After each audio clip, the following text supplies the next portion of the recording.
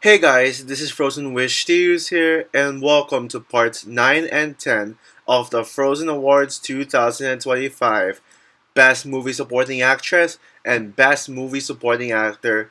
Both of these categories go to the one person who gives the two actors who gave the best supporting performances, and both of these ones winners, especially the actress, arguably may steal the show of the film. There are a lot of instances where I would consider the supporting character as my favorite character in the film. So, going on to part 9, first, the best movie supporting actress. This is probably my favorite of the acting categories and one of my favorite categories in general because the supporting actress in a film is always the one that I consider a standout. Usually the supporting female character, yeah. And even though I am a feminist and I love females, usually female characters being supporting characters does not always bother me because female characters can still shine even if they are not the leading not in the leading role. So without further ado, here are my nominees for Best Movie Supporting Actress.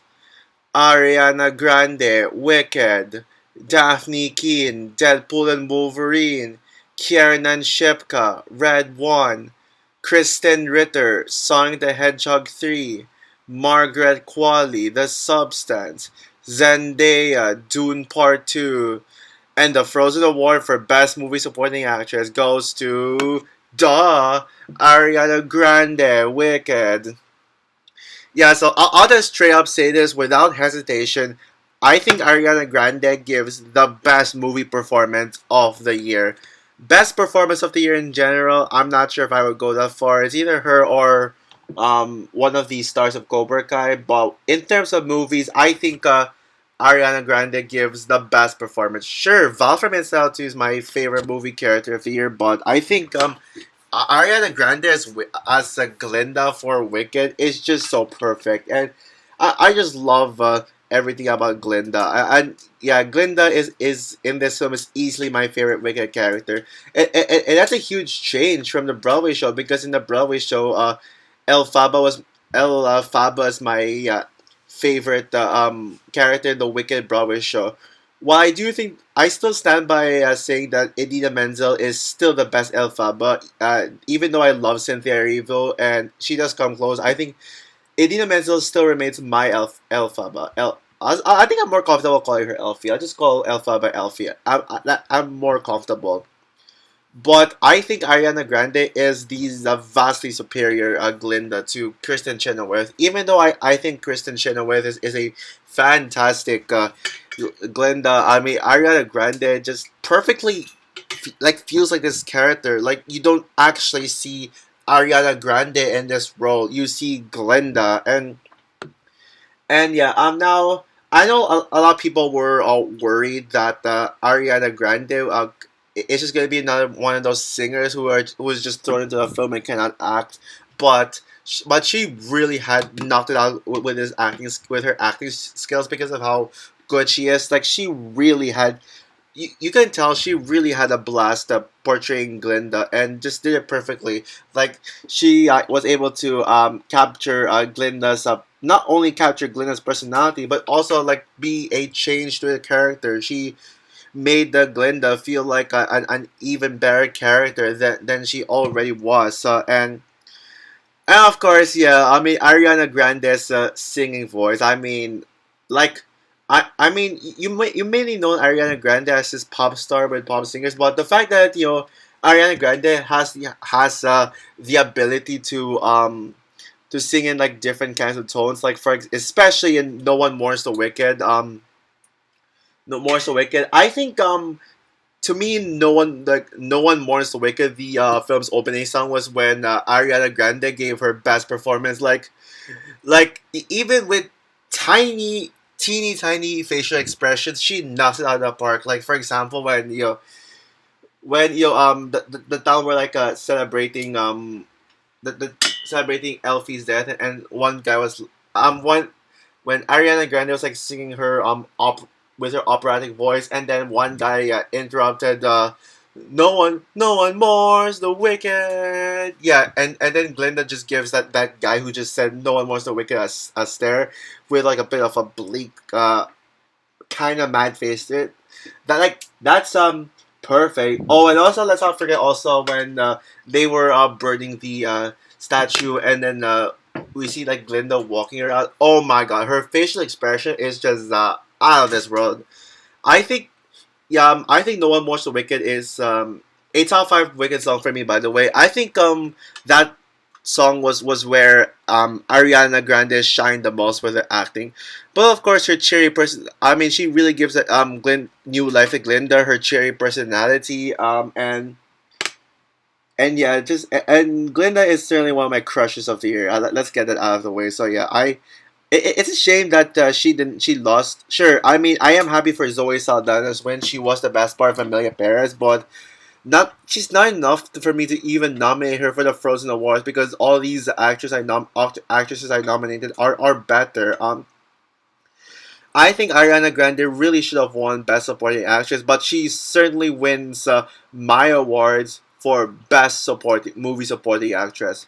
So that's part 9 of the Frozen Awards 2025. But wait, we're not done yet. So yeah, just stick around for part 10, Best Movie Supporting Actor. So same thing as Supporting Actress. This category this well, you already know how it works. I award the supporting male character who male the supporting male actor who stands out from the rest.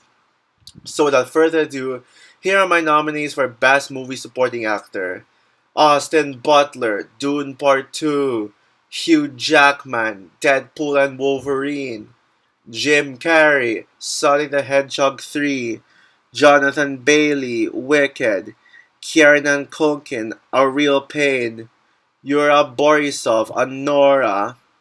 And the Frozen Award for Best Movie Supporting Actor goes to Hugh Jackman, Deadpool Wolverine. Yep, I finally gave Deadpool Wolverine an award for something. And it may or may not win more awards in this one for like the Deadpool Wolverine movie itself. I'll have to think about it, but I would love Deadpool Wolverine to get more awards. Well, there is one that I am guaranteed to give Deadpool Wolverine, but the rest I will have to think about it. But I mean, I think this is the biggest award that the Deadpool Wolverine has. Just Wolverine himself. Sure, he's not quite the standout of Deadpool Wolverine to me. That would go to Laura slash X Daphne Keen's Laura slash X-23, but yeah, I mean, Hugh Jackman certainly deserves this award because this is maybe the final time Hugh Jackman plays Wolverine. Besides, unless if he returns in Secret Wars, and it's just so good to see Hugh Jackman back. Yeah, I mean his performance as Wolverine is Oscar worthy. I mean, and if I were to do the Frozen Awards for 2017 movies, called Frozen Awards 2018, I certainly would have awarded Hugh Jackman as Wolverine from Logan as the best, best actor and all. But honestly, I think I agree with Deadpool that this Hugh Jackman is the best Wolverine. Like the MCU's Wolverine with a yellow suit is the best Wolverine. I mean, this feels like Wolverine straight out of the comics.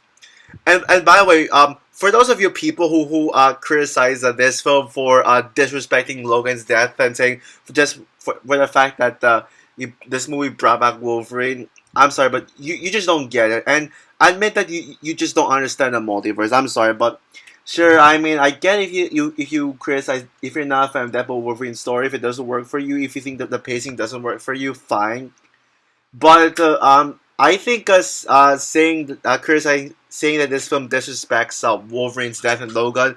No, the hell this does not. I mean, it makes it clear in the beginning of the movie that they're not going to bring Hugh Jackman's Wolverine back from the dead, and that even Deadpool's like.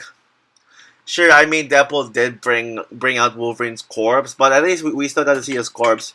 This Wolverine is a multiversal alternate version of Wolverine. I mean, was he in this movie for fan service? Yes, but you gotta at least respect the commitment. And And also, there is a reason as to why this version of Wolverine is needed because and at least they did give this Wolverine character development and character arc. He's not just hey, I'm there for fan service. Hey, no, he's not like that. And I think seeing Hugh Jackman back in this movie just feels a lot more exciting than Toby and Andrew returning and knowing home. There, I said it. I mean, I've always felt that way ever since I saw Deadpool Wolverine, as I think Deadpool Wolverine is better than No Way Home. But I mean, besides just the fact that Hugh Jackman is in this one, and we all know how good Hugh Jackman is as Wolverine, there is actually, I mean, Hugh Jackman actually gives an electrifyingly awesome performance. He's not just I'm here because I'm Wolverine because fan service. No, there actually is some character weight to him. Oh, and Hugh Jackman's acting is perfection. I think it is just as good, if not better, than he was in Logan. I don't care what anyone else says. Like, I think there is one scene that just says that screams Hugh Jackman deserves this award. The the angry monologue scene. Where basically Wolverine was like, you're a joke. All these X-Men, yeah, yeah, you know that, yeah. I don't memorize it personally, but you will never save the world. You couldn't even save a relationship with a goddamn stripper, motherfucker. I wish. So yeah, goes on goes for like that. Yeah, that is elite acting right there. That is acting. That is a real masterclass acting, and like the fact that that I'm sure you know that Deadpool is someone who cannot shut up. So the fact that Wolverine is Wolverine made this whole angry monologue to the Deadpool, and then it just made Deadpool just speechless.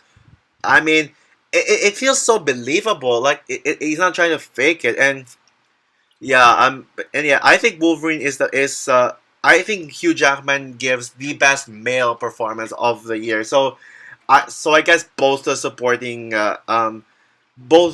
actress and the supporting actor gave the best performances of their respective gender. Yeah, it goes to show how powerful supporting performances can be if you just don't just focus too much on the main character. That's my advice to people who just say, "Oh, how come this supporting character is not the main character?" Yeah, and yeah, so Hugh Jackman rightfully deserves the win for Best Supporting Actor. Yeah, that was one of the easiest choices I've ever made in my Frozen Awards when making my decisions. So for my Frozen Awards for parts 9 and 10, the two best supporting performances. Stay tuned for parts 11 and 12, the Animated Voice Performance Awards. Best Animated Voice Actress and Best Animated Voice Actor. Bye, guys.